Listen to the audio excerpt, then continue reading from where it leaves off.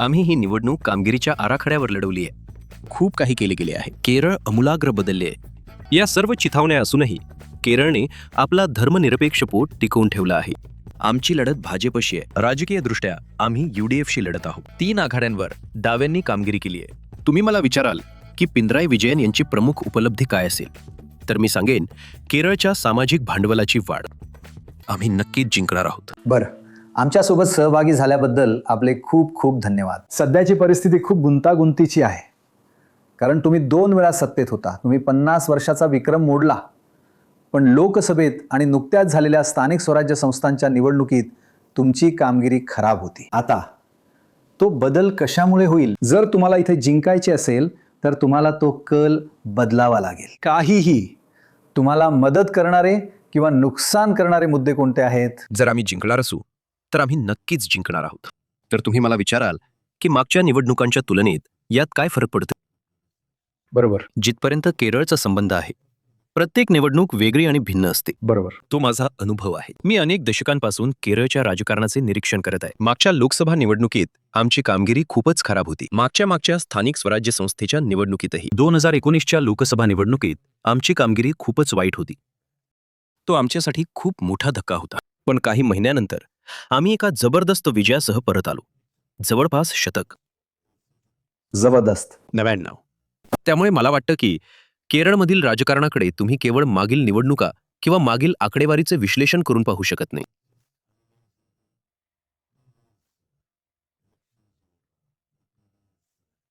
गोष्टी खूप लवकर बदलतात. ते बदलते आणि लोकांची मानसिकता सुद्धा.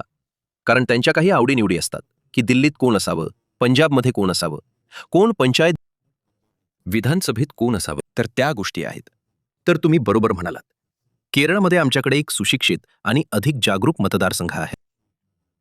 जे आहे ह्या बारकाव्यांचा निवडणुकांवर परिणाम होतो. ह्यावेळी कोणते बारकावे आहेत? बारकावा हा आहे की मला वाटतं की मला माहीत आहे की तुम्ही गेल्या 3-4 दिवसांपासून केरळमध्ये आहात. सगळीकडे फिरत असाल. खूप काही केलं गेलं आहे. केरळ खूप बदललं आहे. जे लोक इथे कायमचे राहतात त्यांनाही असं वाटतं की एक बदल झाला आहे. मी म्हणजे पाहू शकलो म्हणजे कोल्लममध्ये 2 तरुण महिलांसोबतचं तुमचं संभाषण. ते व्हायरल झालंय बरं का. ठीक आहे, मी ते पाहिलं आहे. तर ज्या प्रकारे अगदी ऐनवेळी. हो, अगदी ऐनवेळी. बघा, केरळमध्ये घडणाऱ्या गोष्टी आणि गेल्या 10 वर्षात केरळच्या राजकारणात अर्थव्यवस्थेत झालेल्या बदलांबाबत त्यांचा दृष्टिकोन किती स्पष्ट आहे. मला वाटतं की यामुळे डावे पुन्हा सत्तेत येतील. हे आपल्याला इतिहास जमा करू शकतं. तुम्ही म्हणताय केरळने अर्थातच नेहमी UDF, LDF यांच्यात निवड केली आहे आणि मागच्या वेळी कोविड आणि श्री यांच्या घटकामुळे पिनराई विजयन ज्यांनी लोकांसाठी जवळजवळ एका मसीहासारखं काम केल्याचं दिसलं आणि त्यामुळे ते घडलं. यावेळी त्या अर्थाने अशी कोणतीही लाट नाही आहे आणि ज्येष्ठ नेत्यांनी राजीनामे दिल्यामुळे डाव्यांमध्येही अडचणी निर्माण झाल्या आहेत. त्या अर्थाने बंडखोरी झाली आहे. तर ती कम्युनिस्ट एका पक्षाची प्रतिमा भंग होणं आणि तुम्ही ज्या बंडखोरीला सामोरे जात आहात, कारण जर तुम्ही याचा एक अटीतटीची लढत म्हणून विचार केला तर UDF तुमच्या काही बंडखोर उमेदवारांना पाठिंबा देणार आहे. ही गोष्ट कशी पार पडेल? नाही म्हणजे ते डाव्या राजकारणातील फार मोठे खेळाडू नव्हते. कोणीतरी ज्याला 63 वर्षांचा अनुभव आहे. नाही, खरं तर सगळेच निवृत्त झाले होते. तर लोकांना महत्वाकांक्षा असणं हे अगदी स्वाभाविक आहे. त्यांना वाटतं की ते पुन्हा कामगिरी बजावू शकतात. पण नेतृत्वात सक्रिय असलेला कोणीही दुसऱ्या पक्षात गेलेला नाही. आणि जरी काही लोकांवर कारवाई झाली, त्यांना पक्षातून निलंबित केलं गेलं, पदावनत केलं गेलं, म्हणजे शाखा पातळीवर आणलं गेलं. हे तेच लोक आहेत जे खरं तर डाव्या आघाडीतून गेले आहेत. कोणताही मोठा नेता दुसऱ्या पक्षात गेलेला नाही, हे मी तुम्हाला सांगू शकतो. आणि शिवाय बघा, प्रश्न एका नेत्याच्या इकडे किंवा तिकडे जाण्याचा नाहीये. तर मग तुम्ही बघितलं तर भाजपामधले बहुतेक जे दिसणारे चेहरे आहेत ते काँग्रेससोबतच होते. बघा, तुम्ही के यांच्याबद्दल बोलल्याशिवाय केरळच्या राजकारणावर चर्चा करू शकत नाही. करुणाकरन आणि AK आंटनी, विचार करा. म्हणजे करुणाकरन आणि आंटनी यांची मुलगा भाजपामधील प्रमुख चेहरे. कोणी याची कल्पना केली असेल का? त्यामुळे मला नाही वाटत की डावे तसे झाले आहेत, पण काही प्रभाव आहेत. आणि केरळला जे राष्ट्रीय स्वरूप उदयास आले आहे त्यापासून तुम्ही वेगळे ठेवू शकत नाही. आम्ही या तथाकथित साम्राज्याचा भाग आहोत. त्यामुळे आम्ही म्हणजे एका विशिष्ट पातळीपर्यंत अडवू किंवा शह देऊ शकतो, पण प्रभाव नेहमीच असणार. मी हे नेहमी सांगतो, पण तुम्ही दुसरी बाजू पाहिली पाहिजे. या सर्व चिथावण्या असूनही केरळने आपला धर्मनिरपेक्ष पोत टिकवून ठेवला आहे. ती एक गोष्ट आहे जिचे तुम्हीही कौतुक केले पाहिजे. पहिल्यांदाच तुम्ही तुम्ही नेहमी म्हणता की पक्षच निर्णय घेतो, पक्षच हे करतो, पण गेल्या 5 वर्षात असे दिसते की तुमचा पक्ष अधिक अध्यक्षीय स्वरूपाचा झाला आहे, जिथे तुमचे मुख्यमंत्री आजच्या पंतप्रधानांसारखे अधिक आहेत. तुम्ही केरळमधून गाडीनं फिरलात तर ते फक्त ते अध्यक्षीय प्रचारासारखं वाटतं, नाही का? तर काय बदलले आहे आणि केरळमधील लोक हे स्वीकारतील की ते आनंदाने स्वीकारायला तयार आहेत? बघा, मुख्यमंत्री प्रचाराचं नेतृत्व करत आहेत हे सांगायला आम्हाला कोणताही संकोच वाटत नाही. आम्ही हे सर्व सांगितले आणि पूर्वीसुद्धा आम्ही आहोत. आमचे नेते होते, जसे की म्हणा पिनराई, नायनार, EMS, VS, अच्युतानंदन, जे त्याचे नेतृत्व करत आहेत. आता प्रसिद्धी खूप जास्त दिसत आहे. तुमच्याकडे एक यंत्रणा आहे, म्हणजे तुमचे संदेश अधिक चांगल्या प्रकारे सादर करण्याची. टेलिव्हिजनच्या जाहिराती, जिंगल्स, मग ते काय आहे, आउटडोअर, या सगळ्या गोष्टी आहेत. पूर्वी तुमच्याकडे अशा सुविधा नव्हत्या, त्यामुळेच ते आता खूपच अधिक गहन झाले आहे. असं नाही की आमच्याकडे ते नव्हतं. आणि पुढे एक प्रश्न जो मला नेहमी पडतो, बघा, तुम्ही एका नेत्याच्या, पिनाराईच्या वर्चस्वाखाली आहात का? हा एक प्रश्न आहे. मला वाटतं तुम्हालाही तो पडत असेल. बघा, 2 वर्षांपूर्वी जर तुम्ही मुख्य प्रवाहातील मीडिया, वृत्तपत्र पाहिलीत, तर मुख्य कथानक हे होते की आमच्या संघटनात्मक निवडणुका होत आहेत. म्हणजे शाखा स्तरापासून, जिल्हा स्तरापासून ते राज्य स्तरापर्यंत प्रत्येक वृत्तपत्रात अशा बातम्या छापून आल्या होत्या की पिनाराई विजयन यांना भाजून काढले जात आहे, त्यांच्यावर टीका केली जात आहे, त्यांना आव्हान दिले जात आहे. त्याचं काय झालं? जर तुम्ही मीडियाच्या त्या कथानकावर विश्वास ठेवत असाल की ते असे व्यक्ती होते ज्यांच्यावर सर्व बाजूंनी टीका होत होती आणि पक्षाची यंत्रणा व संघटनात्मक निवडणुकांद्वारे त्यांना भाजून काढले जात होते, तर तुम्ही 2 वर्षांपूर्वी तयार केलेले ते कथानक कसे विसरता? त्यापैकी एक चुकीचे असले पाहिजे. मीडियावर कधीही विश्वास ठेवू नका. हो, मीडियावर कधीही विश्वास ठेवू नका. म्हणून कथानकावर कधीही विश्वास ठेवू नका. तर दुसऱ्या विषयाकडे वळताना कासासारख्या उजव्या विचारसरणीच्या ख्रिश्चन संघटनांच्या उदयाचे श्रेय तुम्ही कशाला द्याल, ज्यांचा सध्याचा एकमेव उद्देश इस्लाम द्वेष पसरवणे हा दिसतो आणि त्यासाठी ग्राहक आणि स्वीकारणारेही आहेत? मी हे कबूल करतो की केरळच्या राजकारणात काही टोकाच्या प्रवृत्ती आल्या आहेत. बघा, अशा प्रवृत्तींच्या प्रभावापासून केरळ एकटं अलिप्त राहू शकत नाही. याबद्दल आपण अगदी स्पष्ट होऊया. बघा, हा एक असा समाज आहे जो संपूर्णपणे आंतरराष्ट्रीय जगाशी जोडलेला आहे. बाहेर कुठेही घडणाऱ्या अगदी छोट्याशा गोष्टीचाही केरळच्या राजकारणावर परिणाम होतो. 3.5 मल्याळींपैकी 1 जण प्रवास करतो. ही गोष्ट आपण समजून घेतली पाहिजे. हा एक अतिशय गतिशील समाज आहे आणि डिजिटल पोहोच जवळपास 100% आहे. जर तुम्ही टेलिव्हिजनच्या पोहोचेबद्दल विचाराल तर मी म्हणेन की ती 150% असली पाहिजे. तुमच्याकडे तिथे 2 टेलिव्हिजन सेट असतील, मोबाईल, डेटा. तर त्या कनेक्टिव्हिटीमुळे, मोठ्या जगाशी आणि राष्ट्रीय राजकारणाशी असलेल्या संपर्कामुळे तुम्हाला इथेही अशा प्रवृत्ती नक्कीच आढळतील. हे आणि जर तुमच्याकडे इथे RSS असेल तर त्याचा परिणाम दुसऱ्या बाजूलाही होईल. पण आधी असं कधीच नव्हतं. आम्ही आता हे जास्त बघत आहोत. भारताचे राजकारण असे कधीच नव्हते. राजकारण बदलले आहे, विशेषतः केरळमध्ये. जागतिक राज. केरळ हा अवतरण चिन्हात भारत नावाच्या मोठ्या साम्राज्याचा एक भाग आहे. बऱ्याच वेळा दिल्लीत लोक मला एक प्रश्न विचारतात, तुम्ही भाजपपासून अलिप्त कसे काय आहात? पण केरळमध्ये लोक मला विचारतात, भाजपची वाढ कशी काय होत आहे? तर हे मी फक्त तुम्हाला उत्तर देत आहे. बघा, मला नेहमी वाटते की असे 4 एम आहेत जे आपल्या कथनांमध्ये प्रमुख भूमिका बजावत आहेत. 1. अर्थातच पैशाची ताकद, बाहुबळ. मग माध्यमांची ताकद आणि मग व्यवस्थापनात अर्थातच निवडणूक आयोग, संस्था, सनदी अधिकारी, राज्यपाल वगैरे येतात. माध्यमांचे कथन. मुख्य प्रवाहातील माध्यमांचे एक कथन असते. मी केरळमधील कोणत्याही मुख्य प्रवाहातील वृत्तपत्रांना किंवा मुख्य प्रवाहातील माध्यमांना मोदी किंवा अमित शहांवर टीका करताना पाहिले नाही. केरळमध्ये सुद्धा याचा विचार करा. दिल्लीत अर्थातच ते एक न्यू नॉर्मल आहे. तर अशा उजव्या विचारसरणीचा जबरदस्त प्रभाव इतका सर्वव्यापी आहे की केरळमध्येही त्याचा असाच परिणाम होईल. 2 ट्रेंड्स जे समोर येत आहेत आणि एक नवीन ट्रेंड आहे तो म्हणजे ख्रिश्चन अचानक मुस्लिम विरोधी बनत आहेत. असे कधीच नव्हते.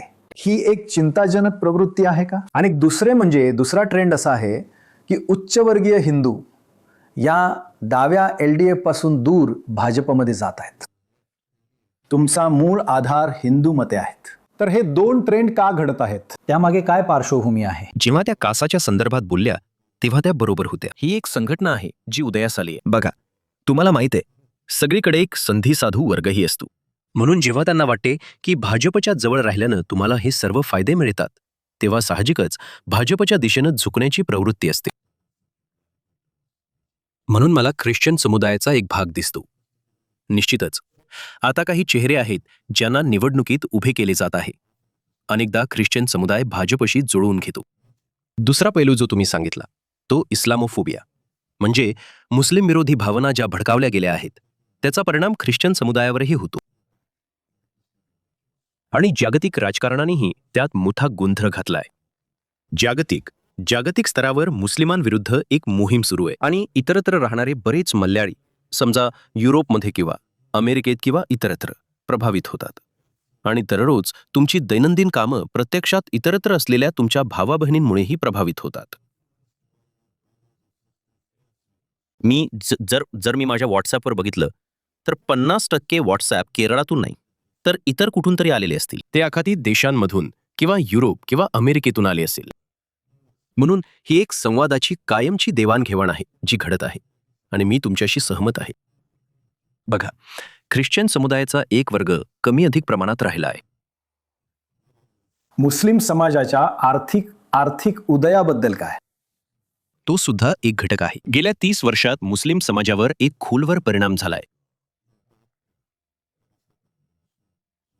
शिक्षण, जागरूकता आणि आर्थिक घटकांवरही. आणि मी त्याचं कौतुक करतो, कारण त्यांनी इतरत्र कमावलेला पैसा ते केरळमध्ये आणतात, ते इथे गुंतवणूक करतात. त्यामुळे त्याचा फायदा फक्त त्यांनाच होईल. म्हणून अनेक वेळा लोक तक्रार करतात की आपण पाहतो सर्वोत्तम संस्था, सर्वोत्तम रुग्णालय मुस्लिमांकडे गेली आहेत. मी म्हणतो की ते चांगले आहे. आर्थिक घडामोडींना कोणीतरी आधार देण्याची गरज आहे. म्हणजे लोक जातात, जे युरोप किंवा अमेरिकेत स्थलांतर करतात ते तिथे विला विकत घेतात, म्हणजे गहाणखत घेतात. ते आपला पैसा तिथेच खर्च करतात. म्हणजे जो कोणी UAE किंवा आखाती देशांमध्ये जातो ते व्यवसाय करतात आणि जर त्यांना त्यातून काही नफा मिळाला तर ते तो केरळमध्ये आणतात, इथे गुंतवणूक करतात. केरळमधील आर्थिक घडामोड नेमकी अशीच चालते. पण ख्रिश्चनांसाठी ते वर्चस्व लोकांच्या एका वर्गाला असं वाटू शकतं की बघा, म्हणजे आम्ही मागे पडत आहोत. त्यांनाच त्या गोष्टीचा सामना करावा लागेल. ते त्यासाठी कोणालाही दोष देऊ शकत नाही. आणि मी हेही म्हणतो की तुम्हालाही त्याचा फायदा होतो. आर्थिक घडामोडी म्हणजे एका वर्गापासून वेगळ्या ठेवता येत नाही. बघा, केरळमध्ये जो पायाभूत सुविधांचा विकास झाला आहे हे मी त्यांना नेहमी सांगतो. गेल्या 10 वर्षात केवळ पायाभूत सुविधांमध्ये 3.5 लाख कोटींची गुंतवणूक झाली आहे. आणि केरळमध्ये जी आर्थिक गती निर्माण झाली आहे तिचा सर्वांनाच फायदा झाला आहे. असं नाही की एखादा समाज मागे राहिलाय. त्यामुळे इथल्या मुस्लिम समाजाने जरी गुंतवणूक केली असली तरी त्याचा इतरांवरही खूप परिणाम झालाय. आपण ते सकारात्मकपणे घेऊया. पण जेव्हा तुम्ही तो तथाकथित द्वेष आणि तिरस्कार आणि संशय केरळच्या समाजातही आणता तेव्हा लोकांच्या एका वर्गात त्या दिशेने विचार करण्याची प्रवृत्ती असू शकते. भाजपला नेमका याच गोष्टीचा फायदा उचलायचा आहे. तिथेच केरळ स्टोरीसारखे प्रचारकी चित्रपट भूमिका बजावतात. तुम्ही दुसऱ्या भागाचं उत्तर दिलं नाही. तो काय होता? हिंदू LDF पासून दूर का जात आहेत? आणि तुमचा शबरीमालाचा तथाकथित U-टर्न हे सुद्धा एक कारण आहे. एक कारण परिणाम आहे, नाही का? म्हणजे ते दूर जात आहेत आणि तुम्हाला म्हणायचं आहे, नाही, आम्ही ती भूमिका घेणार नाही. मला वाटलं की मी त्याचं उत्तर दिलं. कारण आपण पूर्णपणे अलिप्त राहू शकत नाही. बघा, आपण या मोठ्या साम्राज्याचा एक भाग आहोत. बघा, इतका द्वेष आणि तिरस्कार सगळीकडे पसरवला जात आहे. आणि तुम्हाला वाटतं का की एक मल्याळी माणूस नेहमी त्यापासून अलिप्त राहील? नाही, आपणही प्रभावित होतो. केरळ आणि इतर राज्यांमध्ये बर्लिन वॉल सारखी कोणतीही गोष्ट नाही. बरोबर. हो, तेच तर मी म्हणतोय. तर पंतप्रधान इथे अधूनमधून येतात, गृहमंत्री इथे अधूनमधून येतात, संपूर्ण मीडिया येतो, इथे येऊन पोहोचतो. ज्या प्रमाणात प्रचार केला गेला आहे, तुम्हाला काय वाटतं की केरळचे लोक त्यापासून पूर्णपणे अलिप्त राहतील? नाही. आमच्यावर प्रभाव पडेल, एका वर्गावर प्रभाव पडेल. नायर समुदाय. तुम्ही बरोबर म्हणालात. नायर समुदायाचा एक वर्ग खरं तर काँग्रेसला त्याचा फटका बसतो. कारण तर त्यामुळे तुम्हाला तुमची राजकीय भूमिका बदलावी लागली का? बघा, असं आहे की म्हणजे आमच्याकडे जी संसाधने आहेत त्याचा प्रभावीपणे वापर करून आम्हाला त्याला शह द्यावा लागेल. मी तुम्हाला सांगितल्याप्रमाणे हे 4M जे मी सांगितले, पैसा, मीडिया, व्यवस्थापन आणि मसल पॉवर वगैरे, हे 4M घेतले तर आम्ही मैलोन मैल मागे आहोत. आता जर तुम्ही काही जिल्हे पाहिले, अगदी नगरपालिका आणि गावांमध्ये गेलात, तर तुम्हाला UP registration, Bihar registration, Madhya Pradesh रजिस्ट्रेशनच्या गाड्या दिसतील. शेकडो कार्यकर्ते तिथे फिरताना दिसतील. ते तिथून पाठवले गेले आहेत. इथे किती पैसा येतो? केरळमध्ये मध्यरात्री एक दरोडा पडला होता. कर्नाटक भाजपकडून एक ट्रकभर पैसा पाठवण्यात आला होता, जो केरळमध्ये फक्त भाजपच्याच लोकांनी लुटला. तर याचा अर्थ काय? बघा, मला अमित शहांनी केलेले एक विधान आठवतं. ते म्हणत आहेत की मला UPपेक्षा केरळ मिळाल्यास जास्त आनंद होईल, असे त्यांचे विधान होते. तर बघा, भाजपने केरळला किती महत्त्व दिले. UPपेक्षा जास्त केरळ ताटात मिळाल्यास त्यांना अत्यानंद होईल. ही भाजपची भूमिका आहे. म्हणून ते केरळला इतके महत्त्व देतात. तुम्ही फिरत्या मल्ल्याळीबद्दल बोललात आणि इथे बसलेला मल्ल्याळी केवळ जगच नाही तर देशही पाहतो आहे. या वस्तुस्थितीबद्दलही युद्धाचा प्रभाव किती आहे, त्याचा कसा परिणाम होत आहे?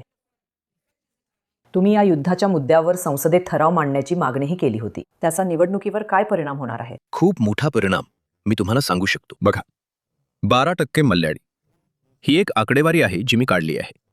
आखाती देशांमध्ये राहतात. हा आकडा अंदाजे 10 ते 12% असावा. आणि प्रत्येक घरात तिथे एक कमावणारी व्यक्ती आहे.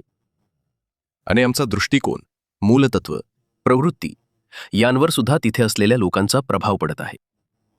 अगदी आमची जीवनशैली, अगदी खाद्य संस्कृती सुद्धा. जर तुम्ही प्रवास केला, जर तुम्ही इथली खाण्याची ठिकाणं पाहिली, तर आखातातील बहुतांश खाद्य संस्कृती इथेही पोहोचली आहे. आमच्या जीवनातील प्रत्येक गोष्टीवर तिथला प्रभाव पडला आहे. तर जर एखादी छोटी घटना घडली तर त्याचे गंभीर परिणाम केरळवर सुद्धा होतील. आर्थिकदृष्ट्या त्याचा आम्हाला खूप वाईट फटका बसणार आहे, एवढं मी तुम्हाला सांगू शकतो. पण मला वाटतं निवडणुकांवर काय परिणाम होईल? निवडणुका म्हणजे बरेच लोक इथे येऊन मतदान करण्याच्या स्थितीत नसतील. ही एक गोष्ट आहे. तो एक घटक आहे. दुसरं, मला तेवढं वाटत नाही. ते तुमचे मतदार आहेत का ज्यांना परत यावं लागेल? नाही, म्हणजे प्रत्येक वर्गातून हे खूप नाही. मला नाही वाटत की ही संख्या लक्षणीय आहे. कारण बरेच लोक त्यांच्या राजकारणाबद्दलच्या आवडीमुळे इथे मतदान करायला येतात. कारण त्यांच्यापैकी बरेच जण इथे राजकारणात, विद्यार्थी राजकारणात राहिलेले असतील. ते सक्रिय राहिलेले असतील, म्हणून त्यांना प्रचार बघायला इथे असायचं असतं. बघा, हे केरळमध्ये हा लोकशाहीचा उत्सव आहे. हे एका प्रश्नाचं उत्तर देऊ शकतो. निवडणुकांवर खरा काही परिणाम नाही. निवडणुकांवर तसा खरा काही परिणाम नाही, पण अर्थव्यवस्थेवर आणि इतर पैलूंवर हो. तुम्ही आणि काँग्रेस दोघेही एकमेकांवर भाजप असल्याचा आरोप करत राहतात.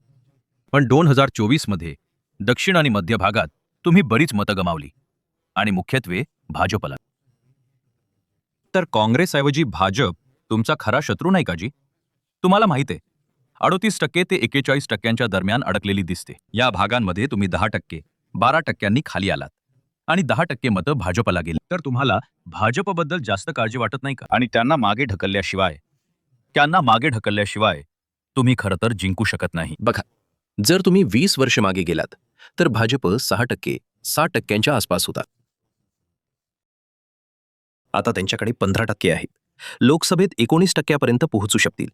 पण मला वाटतं की 15% ते 16% आहेत. ही मतं फक्त डाव्यांकडूनच नाही तर UDF कडूनही कमी अधिक प्रमाणात गेली आहेत. मला असंच वाटतं. दुसरा पैलू हा आहे की विचारधारा. माफ करा, पण तुमची खूप जास्त वर खाली होते. सार्वत्रिक निवडणूक आणि विधानसभेदरम्यान त्यांच्यात 2%, 3% बदल होतो.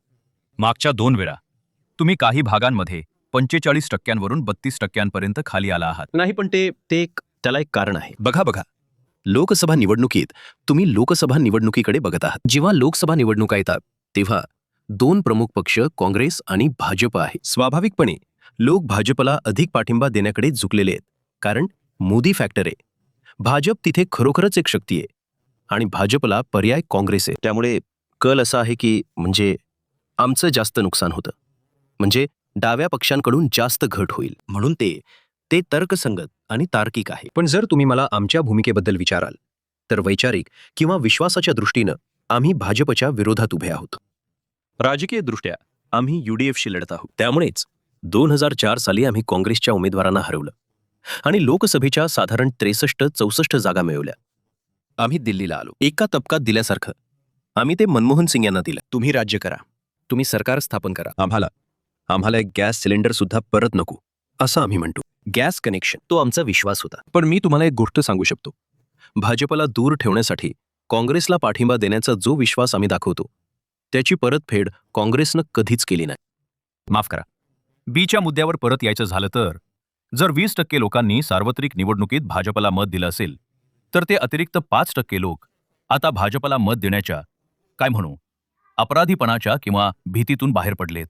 मग त्यांना पुन्हा भाजपला मत देण्यापासून काय अडवणार आहे? तुम्हीच सांगा. तुमची एक जणू वाळूत रेषा आखलेली असते आणि तुम्ही भाजपला मत देणार नाही. आता तुम्ही ती रेषा ओलांडली आहे, ती लक्ष्मण रेषा. म्हणजे अधिक लोक भाजपला मत देण्यास तयार आहेत. जेव्हा भाजपला 19% मतं मिळाली तेव्हा मी अंदाज वर्तवला होता आणि अनेक वृत्तपत्रांनीही हे वृत्त दिलं होतं की स्थानिक मंडळात ते 4% खाली येईल. तसंच झालं. आणि मी तुम्हाला सांगू शकतो की यावेळी लोकसभेत मिळालेली मतं त्यांना मिळणार नाहीत. कारण भाजप एक प्रमुख पक्ष नाही. ते कदाचित समजा डझनभर मतदारसंघांमध्ये एक महत्त्वाचा पक्ष असतील, त्यापेक्षा जास्त नाही. त्यामुळे भाजपला जास्त मतं मिळतील ही जी भीती आहे म्हणजे अवतरण चिन्हात, ती मला तरी दिसत नाही. की तुम्ही नुकसान कराल की भाजप तुमच्या पक्षाला जास्त नुकसान पोचवेल? नाही, तिथे आहे.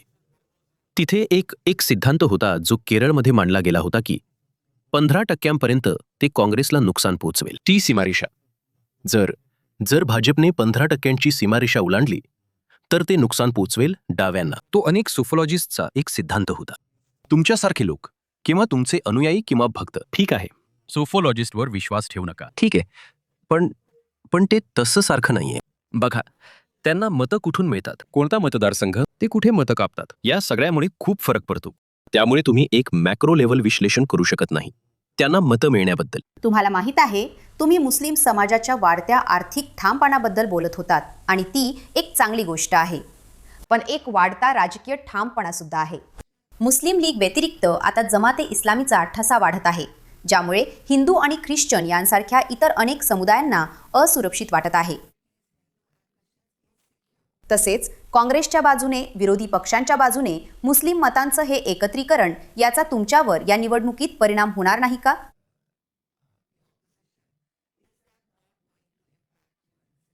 मी शेवटच्या मुद्द्यापासूनच सुरुवात करतो. UDFच्या बाजूनं मुस्लिम मतांचं एकत्रीकरण असं काहीही नाहीये. काही ठिकाणी अर्थात मोदी UDFला त्याचा फायदा होऊ शकतो. उदाहरणार्थ मलपुरम, बहुतेक जागा UDFला मिळू शकतात. इतर मतदारसंघांमध्ये मुस्लिम समुदाय म्हणजे काय ते समजण्याइतके तेही समजूतदार आहेत. त्यामुळे UDFच्या बाजूने मुस्लिम मतांचे ध्रुवीकरण किंवा एकत्रीकरण असं काहीही नाहीये. तसं होणार नाही. लोकसभा निवडणुकीदरम्यान अर्थात मी तुम्हाला सांगितल्याप्रमाणे फक्त UDFच नाहीये, म्हणजे दोन मोठे खेळाडू काँग्रेस आणि भाजप आहेत. साहजिकच त्यांचा कल असतो. जरी त्यांनी मला मत दिलं तरी त्यांना खात्री नाही की मी म्हणजे तिथली जबाबदारी घेईन की नाही. म्हणजे तिथे अनेक चिंतेचे विषय आहेत. म्हणजे तुमचा पहिला पैलू, जमाते इस्लामीमध्ये एक टोकाची प्रवृत्ती आहे. आम्ही त्यावर टीका करत आलो आहोत. पण मी तुम्हाला एक गोष्ट सांगू शकतो, ते सर्व एकत्र मिळून काम करत आहेत. टोकाची हिंदू संघटना, टोकाची मुस्लिम संघटना, टोकाची ख्रिश्चन संघटना, ते अगदी हातात हात घालून काम करत आहे. गोष्टींचं सांकेतीकरण होत आहे, जसं इतरत्र घडत आहे. ओवेसी आणि RSS वेगळ्या प्रकारे एकमेकांना सहकार्य करतात. त्यामुळे मला वाटतं की ते वेगळे नाहीत. त्यांच्यासाठी म्हणजे सर्वात मोठा शत्रू डावे आहे, कारण डाव्यांनी केरळचे संरक्षण करण्यात पुढाकार घेतलाय. RSSला किंवा कोणत्याही टोकाच्या संघटनेला इथे पाय रोवू दिलेले नाही. आणि मी तुम्हाला सांगू शकतो, जर तुम्ही मला विचाराल की पिनराई विजयन यांची सर्वात मोठी कामगिरी कोणती असेल, तर मी म्हणेन की केरळच्या सामाजिक भांडवलाची वाढ. मी कल्याणकारी योजना किंवा मी आर्थिक विकास किंवा राष्ट्रीय महामार्गांबद्दल बोलणार नाही. वैयक्तिकरित्या आहे, मी पक्षाचा प्रवक्ता म्हणून बोलत नाहीये. वैयक्तिकरित्या ज्यानं भारत पाहिला आहे, ज्यानं यातील अनेक भयंकर घटना पाहिल्या आहेत, मी म्हणेन की पिनराई विजयन यांची सर्वात मोठी कामगिरी केरळच्या सामाजिक भांडवलाची वाढ त्याची समृद्धीही आहे. त्यामुळे हे सामाजिक भांडवल नष्ट करण्यासाठी या टोकाच्या संघटनांनी हातमिळवणी केली आहे. त्यांच्यात एक प्रकारचा सामंजस्य आहे. या संघटनांमध्ये एक प्रकारचा ताळमेळ आहे. म्हणूनच आम्ही या संघटनांना ठामपणे विरोध करत आलो आहोत. अगदी स्पष्ट. धन्यवाद. या अत्यंत गुंतागुंतीच्या निवडणुकीचा थोडक्यात सारांश सांगा. 3 मुख्य मुद्दे कोणते आहेत आणि मग अर्थातच कोण जिंकणार आहे? सोपं. तुम्ही विचारलेला सर्वात सोपा प्रश्न, कोण जिंकणार आहे? आम्ही जिंकणार आहोत. दावे जिंकणार आहेत. हो, ही एक चांगली सुरुवात आहे. बघा, एक गोष्ट खूप 3 मुख्य मुद्दे. एक गोष्ट अगदी स्पष्ट आहे. आम्ही ही निवडणूक कामगिरीच्या मुद्द्यावर लढवली आहे. त्यापासून आमचे लक्ष अजिबात विचलित झालेले नाही. काँग्रेसला हे समजते की कामगिरीच्या मुद्द्यावर ते डाव्यांना तोंड देऊ शकत नाहीत, म्हणून ते हे सर्व बाह्य मुद्दे आणत आहेत. म्हणजे कोणाशी तरी गुप्त करार आहे, अपवित्र युती आहे, या सर्व गोष्टी आणल्या जात आहेत. पण आमच्यासाठी आम्ही अगदी स्पष्ट आहोत. 3 क्षेत्रांमध्ये डाव्यांनी कामगिरी केली आहे. सामाजिक भांडवल, मी ते जरा बाजूला ठेवतो, कारण ती आता माझ्या राजकीय पक्षाची अशी काही भूमिका नाही. पण ती 3 क्षेत्रे, एक म्हणजे कल्याणकारी राजकारण. केरळमध्ये अत्यंत गरिबीचे निर्मूलन झाले. हे एक असे मॉडेल आहे ज्यावर अनेकांकडून चर्चा केली जात आहे. युनायटेड स्टेट्समधील कोणीतरी मला फोन करून सांगितले की बर्नी सँडर्स आणि हे सर्व लोक सुद्धा त्या कल्याणकारी उपाययोजनांवर चर्चा करत आहेत. आणि दुसरी गोष्ट म्हणजे सामाजिक निर्देशांक, आरोग्य आणि शिक्षणासारख्या सामाजिक क्षेत्रांमधील गुंतवणूक. जर तुम्ही केरळमधील एखाद्या शाळेला भेट दिलीत तर तुम्हाला आश्चर्य वाटेल. हे परदेशी विद्यापीठ आहे का? तुम्ही असा विचारही करू शकता. तिथल्या पायाभूत सुविधा, स्मार्ट क्लासरूम आणि तिसरे म्हणजे डाव्यांवर नेहमीच एक डाग होता की आम्ही आर्थिक प्रगती किंवा तशा प्रकारच्या गुंतवणुकीच्या बाजूने नाही. तो डाग पूर्णपणे पुसला गेला आहे, नाहीसा झाला आहे. गेल्या 10 वर्षात पायाभूत सुविधा आणि इतर क्षेत्रांमध्ये केरळमध्ये झालेल्या मोठ्या गुंतवणुकीनं केरळला चालना दिली आहे. बघा, गेल्या वर्षी 2,58,00,000 पर्यटक केरळमध्ये आले. एका वर्षाच्या काळात ती लोकसंख्येच्या बरोबरीची असेल. तर केरळमध्ये खूप गोष्टी घडल्या आहेत. आणि मला वाटतं की आपले राजकीय विरोधक आपल्याकडे बोट दाखवण्याच्या स्थितीत नाही. म्हणूनच ते असे इतर मुद्दे आणतात जे प्रचारासाठी महत्त्वाचे नाहीत, पण ते लोकांना प्रभावित करू शकतात. त्यामुळे त्यालाही शह देण्यासाठी आमचं लक्ष विचलित होतं. तोच मुद्दा आहे. नाही, तुमच्या सारांशामध्ये तुम्ही तुमचे सर्व प्रमुख मुद्दे सांगितले आहेत. त्यांच्या फायद्यांचा सारांश देण्याचं काय? बघा, 10 वर्ष केरळमध्ये सत्तेपासून दूर. आणि केरळ, मी समजू शकतो, मी काँग्रेसची व्यथा समजू शकतो, कारण बघा, काँग्रेसचा पाया केरळमध्ये आहे. काँग्रेस हायकमांड खरं तर केरळवर अवलंबून आहे. जर केरळमध्ये जर ते जिंकू शकले नाहीत तर याचा अर्थ हे काँग्रेस हायकमांडला हादरवून टाकेल. म्हणूनच ते खूप हताश झाले आहेत. कारण केरळशिवाय मला वाटतं की काँग्रेस हायकमांड मुळापासून उखडले जाईल. हे मी तुम्हाला सांगतोय. हा माझा अंदाज आहे. त्या परिवाराला ते पावित्र्य आता राहणार नाही. म्हणूनच त्यांना वाटतं की केरळ खूप जास्त महत्वाचं आहे आणि त्यांनी कसंही करून त्यांनी केरळ मिळवायलाच हवं. तर ही तुमच्या पुढची लढाई आहे. आणि भाजप जर ते आता शिरकाव करू शकले नाहीत तर ते कधी करणार आहेत? इतकं सोपं आहे ते. त्यांचे फायदे काय आहेत? त्यांचे फायदे अर्थात स्वाभाविकच. म्हणजे जसं मी तुम्हाला सांगितलं, निवडणुकांवर प्रभाव टाकणाऱ्या या सर्व निर्देशकांवर ते आमच्यापेक्षा मैलोन मैल पुढे आहेत. ज्या प्रकारे ते पैसा ओततात, ज्या प्रकारे ते संस्थांवर प्रभाव टाकतात, ज्या प्रकारे केरळमध्ये तुम्हाला निवडणूक आयोगाचं प्रसिद्धीपत्रक एका कमळाच्या चिन्हासह मिळतं, तर ज्या प्रमाणात संस्थांचा गैरवापर होत आहे, राज्यपाल एका हिटमॅनसारखे आहेत. त्यामुळे भाजपसाठी जर त्यांनी आता केरळच्या राजकारणात शिरकाव केला नाही तर त्यांच्यासाठी ते खूप कठीण होईल. CPMचं काय? जर तुम्ही हरलात तर म्हणजे तुमचं अस्तित्व कुठेच राहणार नाही. मी असं म्हणणार नाही की आमचं अस्तित्व राहणार नाही, पण मी तुम्हाला सांगू शकतो की आमच्यासाठी सुद्धा. त्यामुळे बरोबर बोललात. मला जरा म्हणजे माझ्या तथाकथित पक्षापासून थोडं दूर राहू द्या. या 3ही खेळाडूंसाठी ते खूप महत्वाचं आहे, केरळचं राजकारण. आणि आमच्यासाठी आम्हाला असं वाटतं की हे केवळ CPMच्या अस्तित्वासाठीच नाही तर डाव्या प्रभावासाठीही आहे. बघा, डावी विचारसरणी, आम्हाला असं वाटतं की केरळच्या 4 भिंतींच्या पलीकडे तिचा प्रचंड प्रभाव आहे, कारण आम्ही केरळमध्ये आहोत. जागतिक स्तरावर आमची चर्चा होते. कारण आम्ही केरळमध्ये आहोत. त्यामुळे जर तुम्ही केरळमध्ये सत्ता टिकवू शकला नाहीत तर त्याचा त्यावर खूप मोठा परिणाम होईल. मी त्याच्याशी सहमत आहे. म्हणजे तुम्ही जे करत आहात ते एका नव्या डाव्या विचारसरणीला सादर करणे आहे. केरळमध्ये याला नवी डावी विचारसरणी म्हटलं गेलं आहे. तुम्ही त्याला नवी डावी विचारसरणी म्हणू शकता. माझ्यासाठी ती फक्त डावी विचारसरणी आहे. हो, खूप खूप धन्यवाद अदूर. खूप खूप धन्यवाद.